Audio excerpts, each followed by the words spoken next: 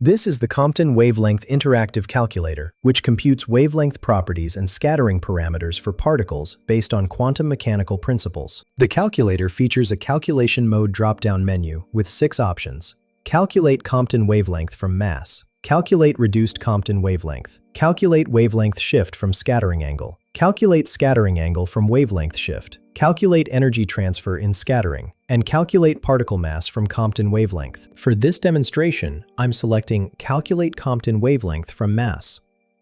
The input fields include particle mass in kilograms, Compton wavelength in meters, scattering angle in degrees, wavelength shift in meters, and incident photon energy in electron volts. Let's work through an example. When you enter a particle mass and click Calculate, the system computes the Compton wavelength for that particle. The results section displays multiple outputs, including the standard Compton wavelength, the reduced Compton wavelength, which is divided by 2 pi, and related parameters. These values are fundamental in quantum mechanics and particle physics, particularly when analyzing photon-particle interactions and scattering phenomena. The calculator automatically handles the complex mathematical relationships between mass, wavelength, and energy. This tool streamlines quantum mechanical calculations for research and engineering applications. Find the link in the description below.